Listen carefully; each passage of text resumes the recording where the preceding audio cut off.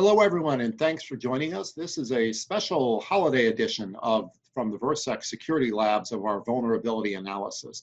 We're coming to you today to talk specifically about the SolarWinds attacks, which has been all over the news, a lot of stuff still emerging. But Satya and his team have done a deep dive in using a lot of information that's available in terms of what happens step by step with these attacks, kind of following the traditional attack kill chain. So Satya, thanks for joining us, and why don't we jump right into the analysis of what happened? Thank you, Willie. Absolutely. Let me share my screen. So for the sake of making it a little bit more digestible, I've broken up the attack into 5 stages. In stage 1, we will be talking about the initial infiltration into the SolarWinds infrastructure. How did the attackers get in? In stage 2 is the reconnaissance phase, where the attackers are sort of gathering and information about the individuals they want to target.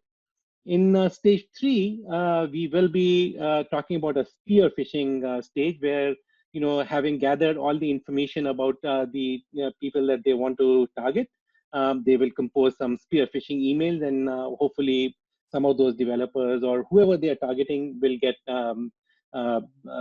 infiltrated or attacked. And then in stage 4, we will be talking about an exploitation phase of SolarWinds. That's different from the exploitation of end users, which will be my stage 5. So okay, let's start with first one. This is how the attackers basically infiltrated into the SolarWinds development system so they could plant the malware, right?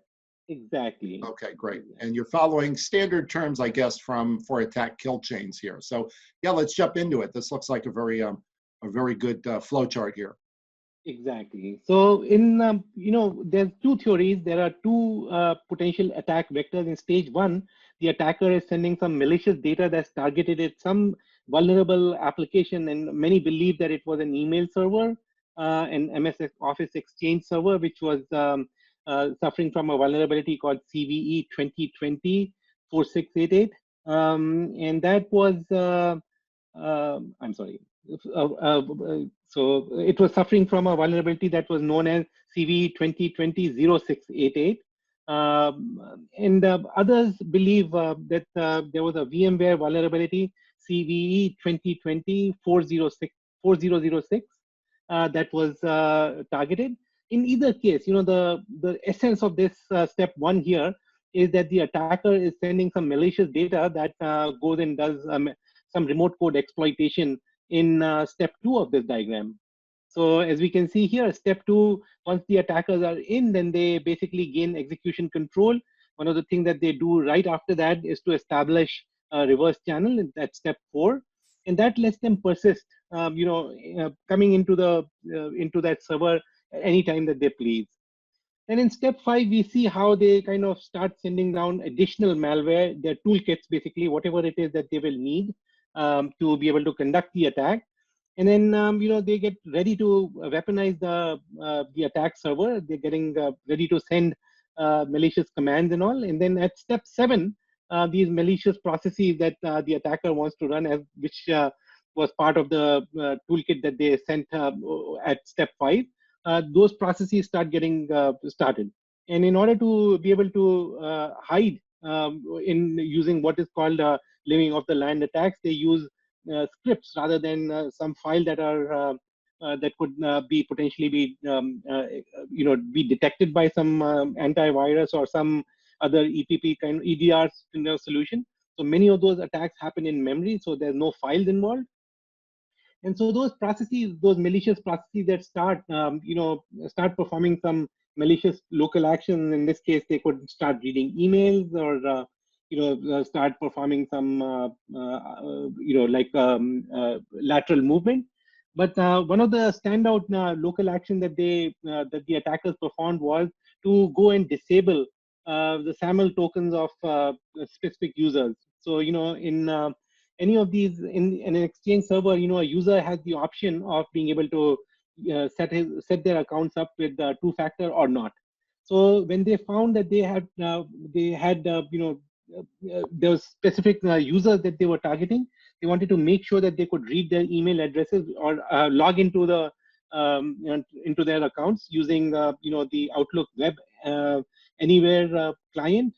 So that client basically requires, if you set it up for SAML tokens, a two-factor token, then it would alert the user that there's something weird going on. So they what they decided to do was they ended up disabling the two-factor capability. Some believe it was the duo two-factor solution that got disabled. And this, I should clarify that this is not really a vulnerability, but it's a feature. So the attackers were able to go and disable that feature essentially.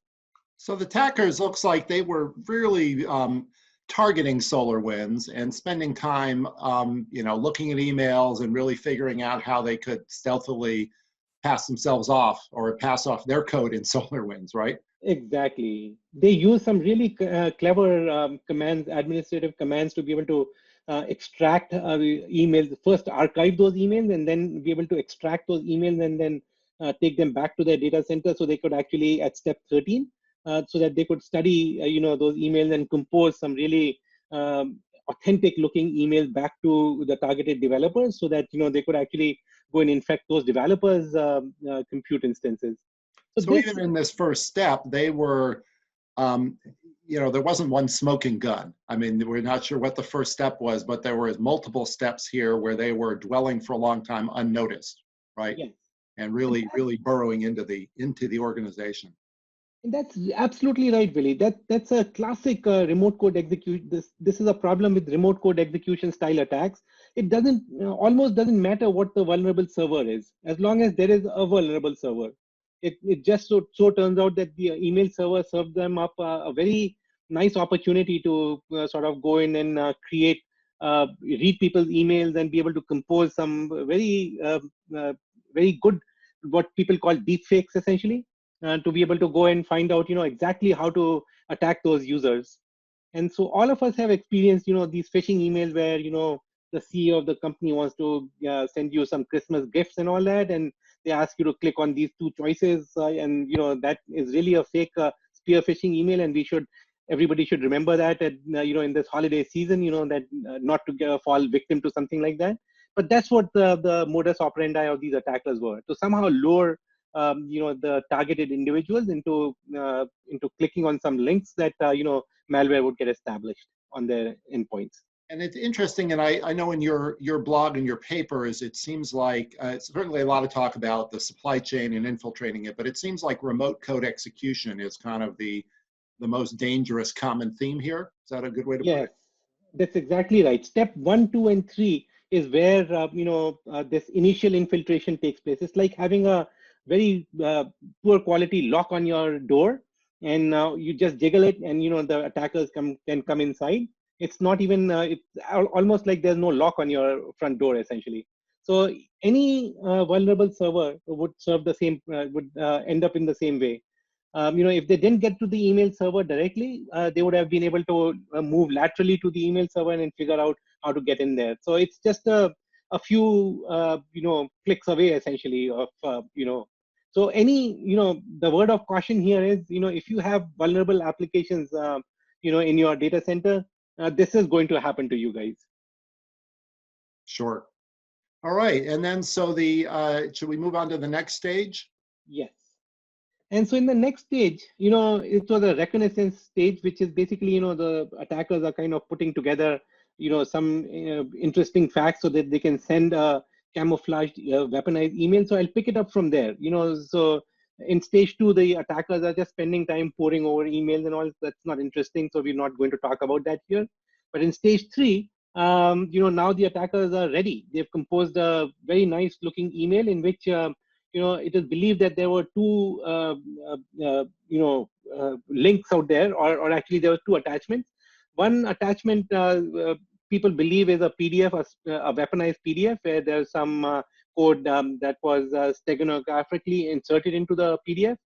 And the other one is is what people believe is an executable, a piece of malware, which had an icon that resembled a Microsoft Word icon. So, the victim basically clicked on that, and it was game over at that particular point in time. So this is what happened in step 1. The attacker sent it to a targeted person at SolarWinds, and those people were really specially chosen because they had access to the build system, the SolarWinds code, So because this being a supply chain, obviously the SolarWinds developers were going to get attacked. So here they sent this weaponized email.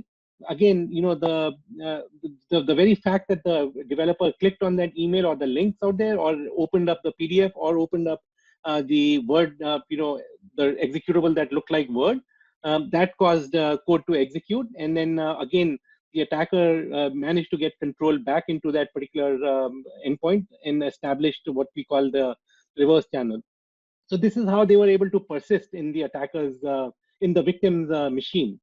And then they could actually send even more malware, so that they were able to control that machine and perform all the other malicious actions that they needed. So it was like a prep stage where they were building up to whatever it is that they had in mind. And then On each of these stages, there's a sort of a sub kill chain, right? And that has similar dynamics as you go deeper. Exactly. So it's just like a very well woven story. It has a a plot, and as you can see, the plot is unfolding gradually out here.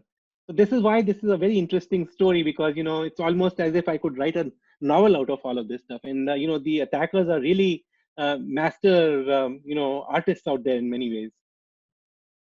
And so, having sent all these malware, they were now, they from their command control center, they were able to go and activate whatever it is that they pleased to do on the endpoints. So then the endpoints were completely under their control. So the developers, the attackers, basically are now in complete control of the developers' endpoint. So this is how now in subsequent phases, you'll see how the attackers sort of took over the build system and all. But here they had complete control. So the spear phishing stage has completed, where and the goal is to establish complete control over the endpoint, which has been established here. So let me step to stage 4. Stage 4 is we are preparing, we are going to be weaponizing by inserting a backdoor into SolarWinds code. So, we saw what happened from item 1 to item 7. But now let's start picking up the story from, item 8 onwards here. At step 8, they sent, because they had complete control on the endpoint, they were able to fake, connectivity into the SolarWinds build system. So they kind of sent commands to check out the code essentially that the developer had pushed into the build system. And at step 9, that code was actually completely under the attacker's control. So the attackers obviously now have the entire source code for SolarWinds essentially, or at least for the Orion project that got attacked here, and whatever else the developer may have been working on.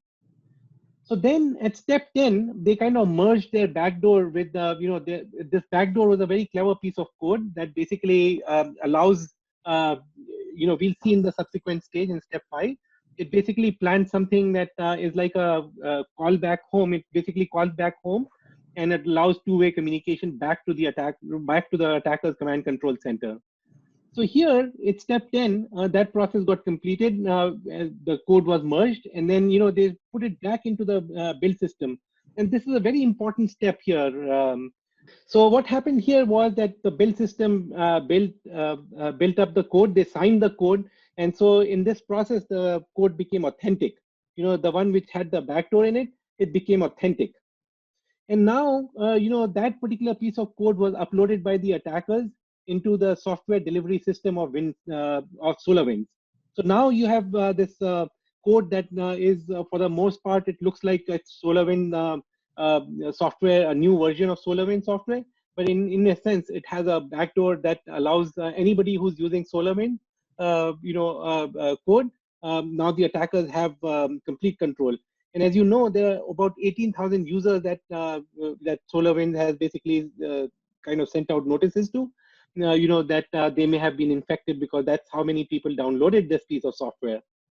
So, and these steps here seem particularly unnerving, that they could, basically insert themselves into the development process, basically act like developers, right? And then merge their own code into this, major enterprise product, which is shipped around the world. I know it's a logical extension, but this seems particularly frightening here. Absolutely. And this could happen to any software development house out there. It all started off with one vulnerability in slide one, where we saw in stage one, where we saw there's a vulnerability in either the MS Exchange server or the VMware authentication server. And one crack in the door is all these guys need. And at that point, once they're in, then it's pretty much free reign. They have it's like an authorized IT person in the company. They have the similar kind of rights, and especially if the processes that they've hacked into have elevated privileges, there's gold dust for these attackers. And at that point onwards, just one RC vulnerability could unlock the entire infrastructure of the victim. That is really dangerous, Vinny. Yeah, clearly. And the results, as we know, are we're still starting to hear what the damage was. But exactly, this is seemingly trusted software updates from a trusted vendor, which exactly. I guess have been signed. So what is the next step here? The next step is how, when the SolarWinds update was now getting pushed or pulled by downstream end users. So these people here, the green boxes represent servers that were in SolarWinds customers' premises in their infrastructure. So as they pull the update here, the backdoor that was part of the SolarWinds, malicious code, the sort of weaponized code essentially, got downloaded onto the SolarWinds deployment server, wherever, in the end user's infrastructure, wherever the SolarWinds deployment server was located. That was the very first victim in the end user's system. And again, the code started getting activated. It established a reverse channel. It helped, the attackers sort of dump more malware and, keep sending commands to the deployment server. And that would start off these malicious processes at the in the development server. Again, there's all kinds of local action that could take place. You could start PowerShell script, you could scrape Active Directory, encrypt files, all kinds of possibilities. It's the bad guy is in, and nobody has any eyeballs on those people. They just lurk around in your environment, and nobody can tell because there's so much. It's almost like a black box. What's going on inside is not visible at all. And from what we've learned, at least one of the first victims was FireEye, where I guess they roamed around and found these very valuable research hacking tools, which were stolen, right? Exactly. And, they stole those files, but they could have encrypted files, or, they could have, and the next step that you can see here, they kind of install malware on other servers that they have, that they can see, and which could be anything in the data center that, that you could see from the SolarWinds deployment server. And it is like a a crawling operation. It kind of it spreads like a spider. It kind of grows and acquires more and more. It's like a snowball. Everything you should expect that at the end of it, pretty much every server in your data center is pretty much infected. It's like it's not a trusted and network anymore. And so this is what happened in step 9. The attackers use some PowerShell commands to install, the infiltration malware on all other servers, potentially. And at that point, the backdoor starts up and starts establishing command control, connectivity back to the attacker's command control center. More and more of these servers get infected. And then, the attacker has the ability at step 12 to send even more commands to activate. It's like, it's like growing, like a hydra, essentially. It kind of, keeps on, rearing its head everywhere, pretty much. And so at this point in time, the additional malware, as it gets started on those remote servers, keeps on doing some more local actions, and could be anything. It could be encrypting file. It could be scraping something, and for credentials. It could be installing administrative users on those other servers. And but in any case, we pretty much got complete control over the infrastructure of the end users as well. So in the previous stages, we saw how the attackers got complete control over the SolarWinds infrastructure. In this stage, you're seeing how they were able to infiltrate over 18,000 users 18,000 end user infrastructure, some of those prominent people who or entities that got attacked essentially were FireEye, of course, where their entire red team framework tool sets were stolen, and who knows what else was stolen. Another very prominent victim is Microsoft themselves. Two other prominent victims are Department of Treasury and Department of Commerce in the federal government.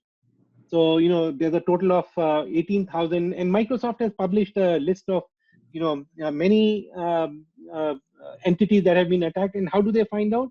Because this malware here starts doing a DNS lookup on, on a certain domain. It's called avstmcloud.com, and which was overtaken by Microsoft. So, Microsoft started seeing DNS requests from these various entities. So they keep on informing all the end users who have been getting infected.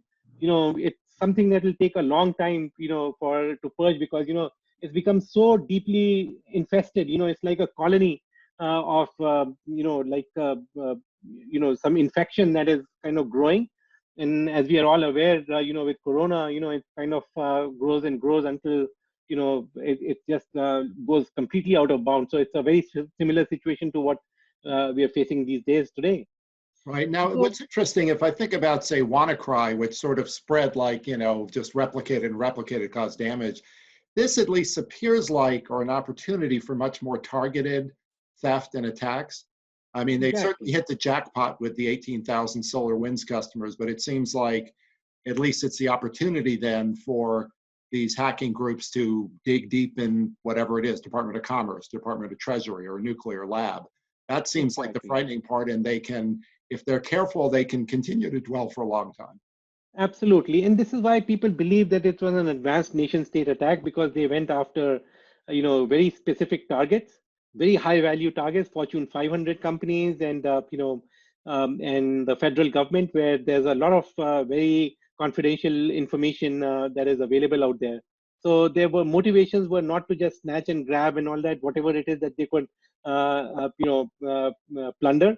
As they kind of move forward, they were very stealthily and very targeted. As you can see, this story has is so finely tuned. It's like many stages. It's like a plot that thickens with every stage in the in the chain, essentially. And I guess we'll keep learning more, certainly over the next few weeks or months, unfortunately. But are there some takeaways at this point, Satya, Absolutely. that you think we should, and then we can talk a little bit about how Virsec can help here? Absolutely. I've noted, there are many more takeaways, but I've put together 5 very important takeaways that, you should all be very cognizant of.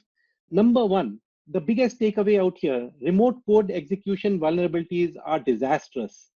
In this particular SolarWinds attack, there have been 2 possibilities: either the MS Exchange vulnerability, which occurred on February 11th, and the VMware vulnerability that was released into the NVD, the National Vulnerability Database, on 23rd November.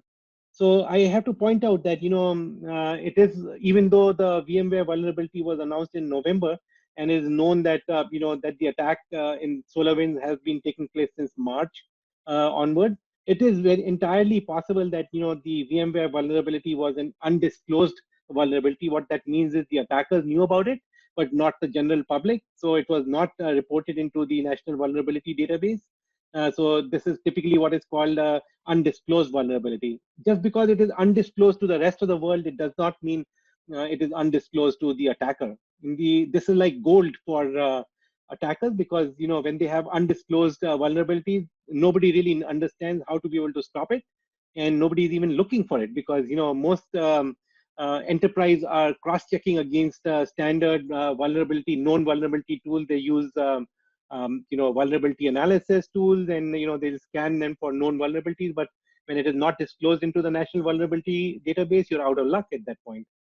I would imagine anything discovered by the bad guys will remain an undisclosed vulnerability, or potentially exploited for a long time.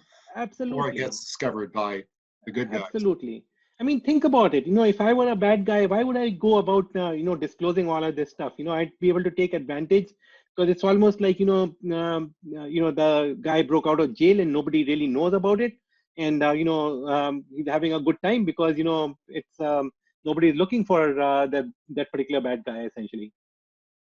The good news here is that VSP, our Virsec security platform, VSP, would have blocked either of these vulnerabilities or any other remote code execution vulnerability for that matter.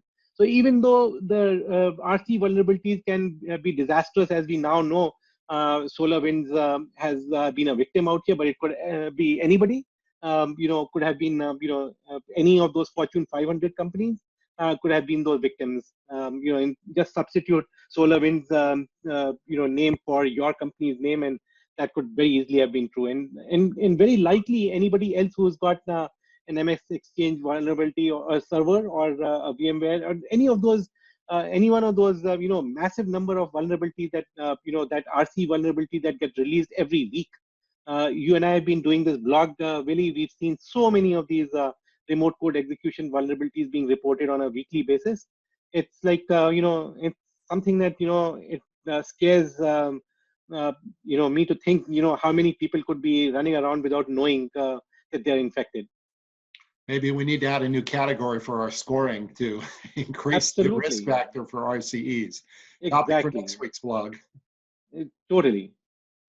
So the second takeaway is real-time protection is mandatory. If you're using some technology that uses some obscure method of indicator of compromise-driven kind of method, you may or may not discover it in real time, and this is what happened here. The attackers were able to dwell from March 2020 all the way up to December 7th.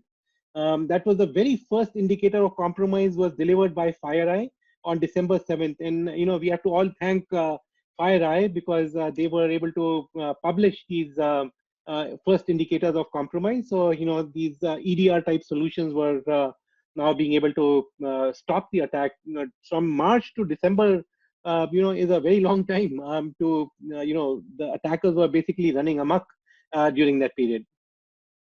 So protecting software, your software infrastructure in real time is very key. The moment it gets attacked, we have to be able to stop. And that means being able to stop the attack at the initial infiltration or even before at that particular point in time. I mean, if the enemy gets into your hair, it is really difficult to sort of take them out. It's like the containment exercise can be really, really nasty. Can I ask Satya, you mentioned the term indicators of compromise, IOCs. I know it's a standard term, but generally those are all backwards looking, right? They're reactive after the fact and Totally. Perhaps a long time after the fact. Exactly. So, most of these EDR solutions and many solutions that depend on a threat feed, they kind of look at past precedents and they're trying to extract what happened in these other malware incidents. And so then they kind of, when the takeaway that they extract from there is published into the thread feed, and that becomes, an indicator of compromise for everybody else to use. So it's a post-exploitation. It's like many Ebola victims must die before, the vaccine gets ready, before, the next set of people can be saved. So it's like, we have this corona that we are dealing with. It's been around since March or even earlier, as people believe, January, maybe even December of 2019. And only now in December of 2020, a whole year later, we are getting a vaccine. So this is the problem with a thread feed based solution or an AI ML based engine, which basically is learning from past precedent. They're extracting that threat detection model from history. And it's fair to say that this example here, where the indicators of compromise for thousands of companies, probably using a lot of advanced security technology, didn't happen for 8 months. Absolutely. At untold cost. Totally.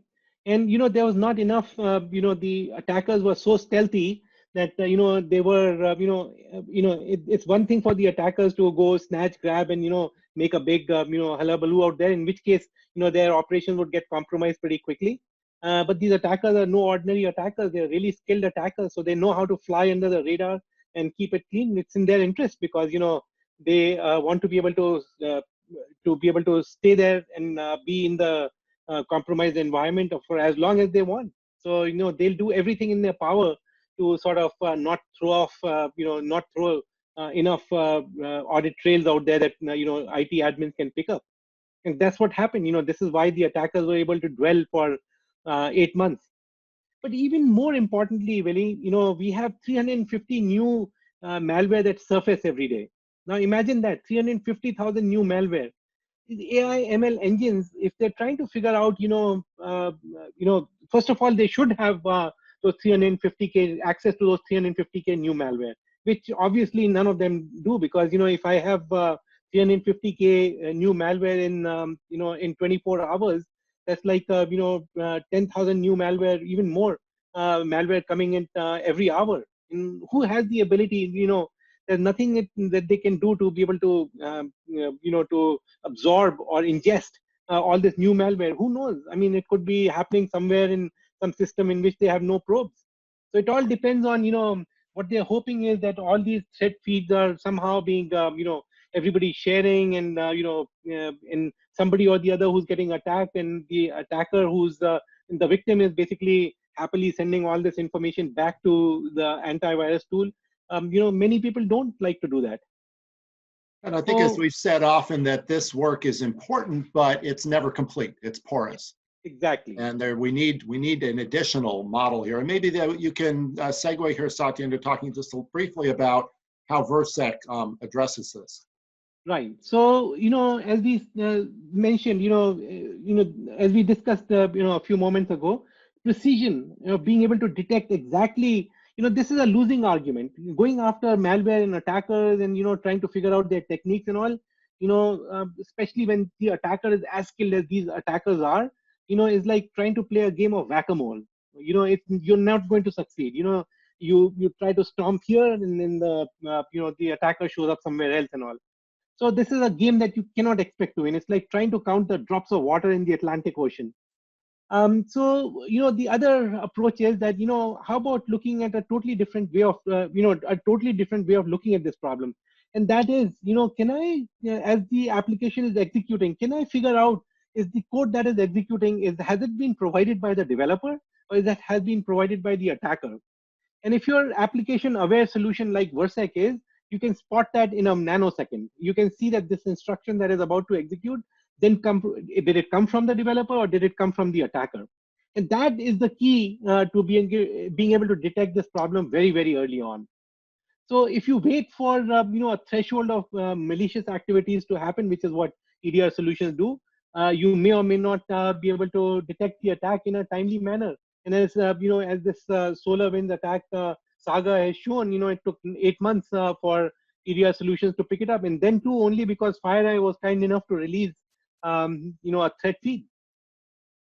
So Satya, can you show us a couple of those diagrams? I think you have an overlay just showing where VSP acts here. I guess also being precise and quick, but dealing with this early, right? High up in the attack kill chain is the best. Absolutely. And I'll talk about it in 2 stages. One, how we could have stopped things at SolarWinds, and then we'll talk about, how we could stop it in general. If you were ingesting the SolarWinds update, how would you be able to protect yourself? So first, how does VSP protect, SolarWinds? So as we mentioned earlier, we are able to, monitor the memory. We are kind of running inline into the application, and we can detect when the application has stopped serving developer code and it is now executing attacker provided code.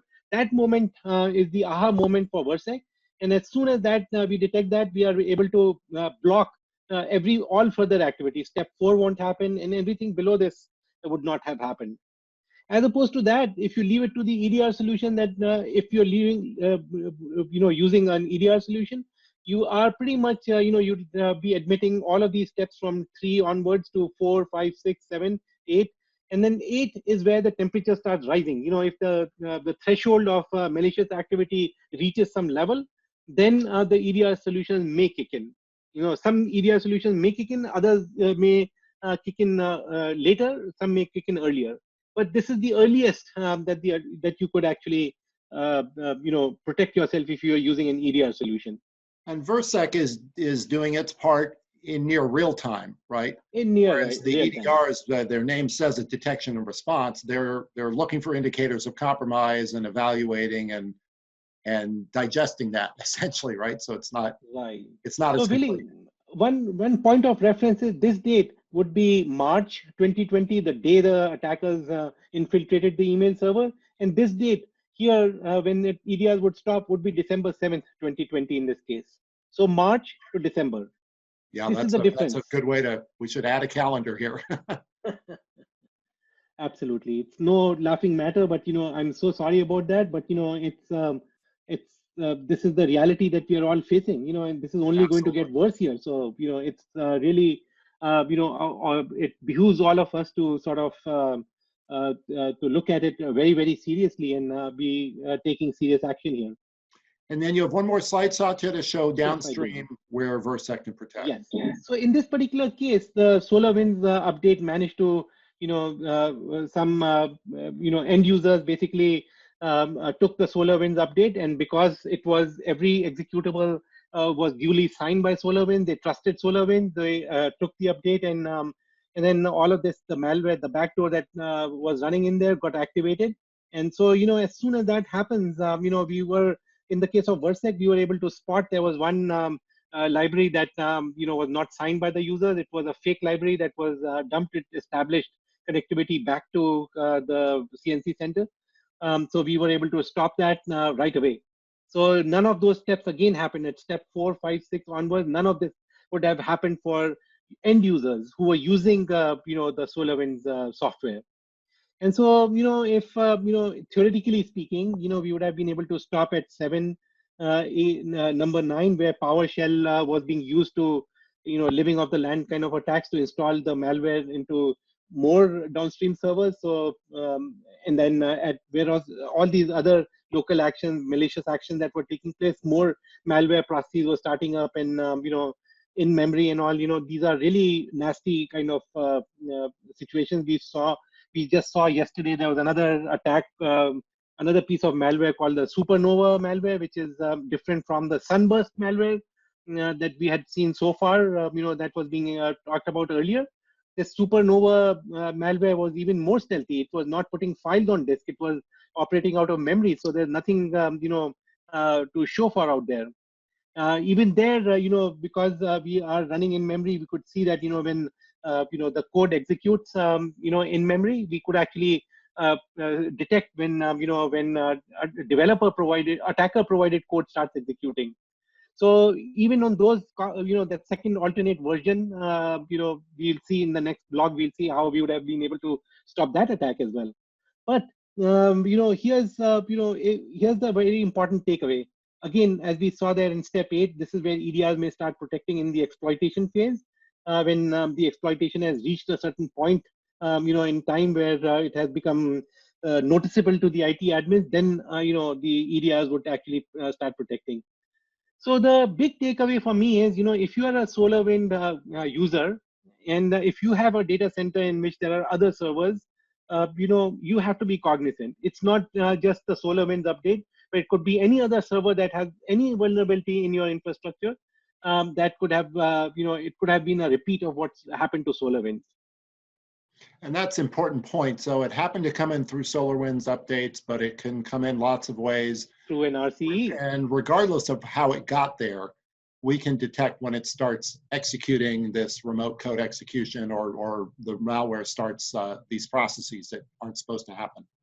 Absolutely. Let me step back for a moment to the previous one.